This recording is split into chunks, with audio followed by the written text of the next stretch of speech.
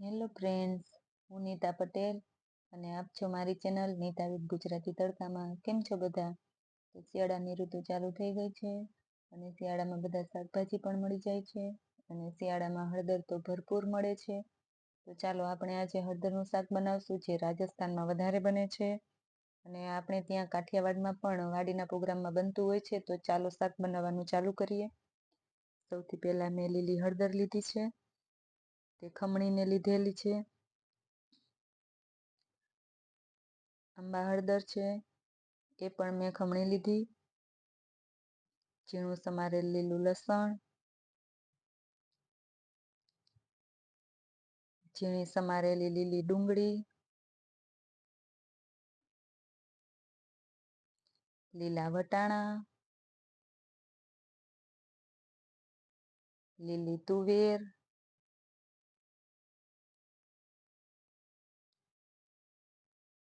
ઘી, અને ખાસ કરીને હળદરનું શાક ઘીમાં જ બનતું હોય છે, એટલે ઘી જ લેવાનું છે. આદુ, ઝીણા સમારેલા લીલા મરચાં. તો ચાલો આપણે શાક બનાવવાનું ચાલુ કરીએ. સૌથી પહેલા આપણે લીલા વટાણા અને તુવેરને કૂક કરવાના છે.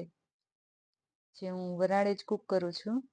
તો મેં સૌથી પહેલા વટાણા એડ કરેલ છે, પછી તુવેર એડ કરી છે. એના ઉપર થોડું આપણે મીઠું છાંટશું અને તુવેર અને વટાણા છે એને 5 થી 7 મિનિટ આપણે વરાળે જ કૂક કરવાના છે. ઉપર આપણે ઢાંકણ ઢાંકી દેશું અને 5 થી 7 મિનિટ થવા દેશું આપણે. હવે આપણે ચેક કરી જોશું તુવેર ને વટાણા થઈ ગયા છે કે નહીં. તો જો બરોબર કૂક થઈ ગયા છે. હવે આપણે ગેસ ઓફ કરી દેશું અને એક કઢાઈ લેશું. કઢાઈમાં આપણે 1.5 ચમચો ઘી એડ કરશું. ઘીને આપણે ધીમા તાપે ગરમ થવા દેવાનું છે.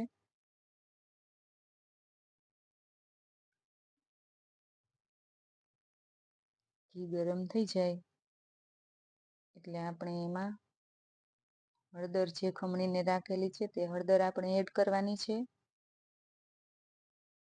અને હળદરને આપણે સારી રીતે હલાવશું અને ધીમા તાપે જ કૂક કરવાની છે આપણે હળદર.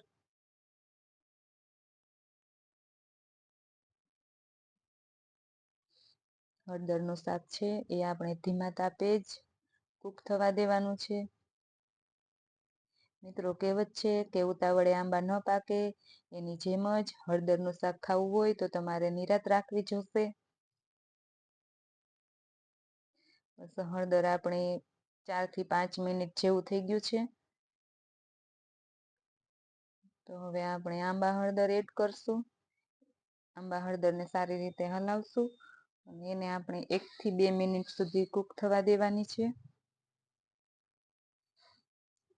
તો હળદર છે એ આપણી કૂક થઈને રેડી છે.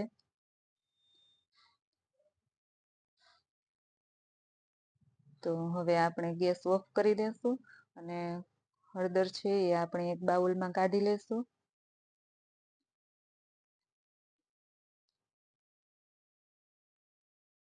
હવે આપણે શાકના વઘારની તૈયારી કરશું. તો એક કઢાઈ લીધી છે અને ગેસનો તાપ ધીમો જ રાખેલો છે. એમાં 1 ચમચો આપણે ઘી એડ કરવાનું છે અને ધીમા તાપે ઘી ગરમ થવા દેવાનું છે. ઘી ગરમ થઈ જાય એટલે આપણે વઘાર કરશું. તો 1 ચમચી મેં જીરું લીધેલું છે, જીરું એડ કરશું. હિંગ, સૂકો મસાલો, સાથે મીઠો લીમડો પણ લીધેલો છે. આદુ, લીલા મરચાં, એ બધું એડ કર્યા પછી થોડી વાર આપણે એને હલાવશું અને સાતળશું. બાદમાં આપણે લીલું લસણ જે સમારીને રાખેલું હતું એ પણ એડ કરશું.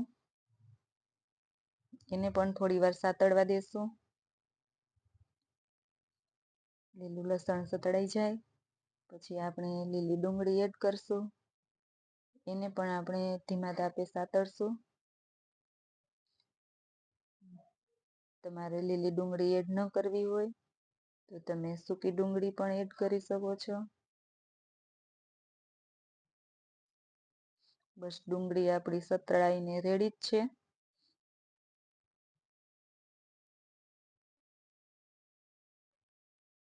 તો હવે આપણે એમાં 1 ટમેટાની પ્યુરી એડ કરવાની છે.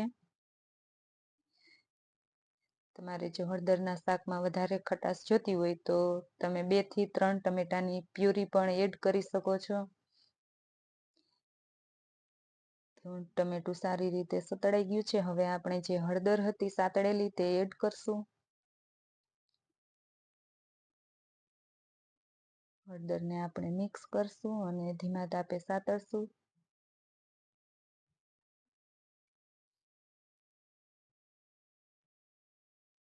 હવે આપણે એમાં મસાલા એડ કરશું. મીઠું, લાલ મરચું પાવડર, ધાણા જીરું પાવડર. મસાલા સારી રીતે મિક્સ કરશું. જોતાં જ ખાવાનું મન થઈ જાય એવો કલર આવી ગયો છે. હવે આપણે લીલા વટાણા અને તુવેર એડ કરવાની છે. એને પણ થોડી વાર આપણે કૂક થવા દેશું. હજુ આપણે એક સિક્રેટ વસ્તુ એડ કરવાની છે.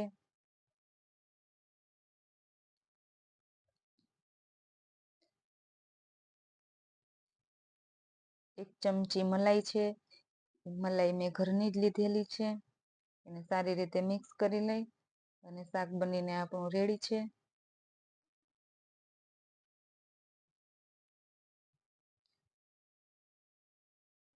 અને છેલ્લે આપણે લીલા ધાણા ઝીણા સમારેલા છે તે હું એડ કરું છું.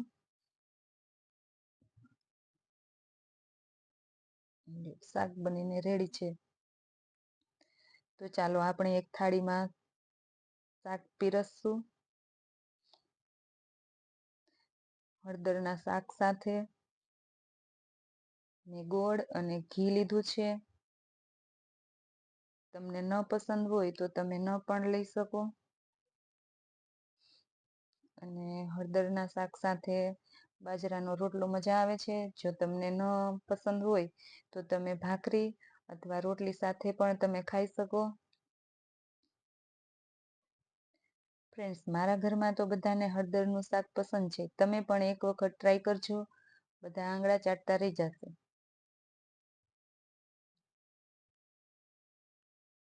તો મારી રેસીપી કેવી લાગી ફ્રેન્ડ્સ? તમે પણ એક વખત ચોક્કસ ટ્રાય કરજો.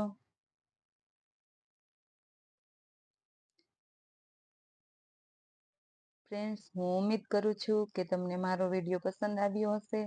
વિડીયો પસંદ આવ્યો હોય તો લાઈક, શેર અને આપની ચેનલ મતલબ નીતા વિથ ગુજરાતી તડકાને સબસ્ક્રાઈબ કરવાનું ભૂલતા નહીં.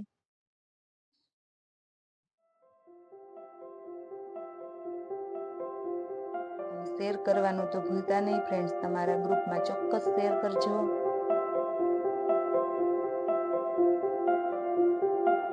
Thank you for watching.